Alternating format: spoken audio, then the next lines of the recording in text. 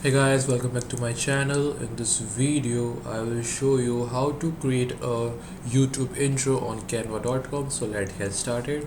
So first of all you have to go to search list, then type Chrome, open Google Chrome.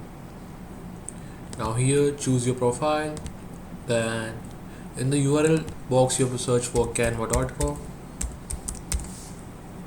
search for Canva. Now if you have made already an account, log in the canva.com, or if you are a new user, make a registered account using your Gmail account. It's free. You can use your Gmail account for making an account on Canva. Now here you have to go to create design option, click on create design. Now in the search bar you have to type YouTube intro. As you can see, click on here.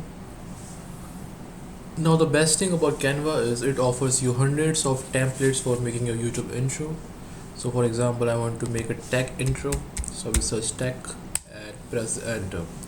Now you can see the different types of templates which Canva offers me. Select according to your needs. For example, I want to make a cybersecurity video, so I will choose this one.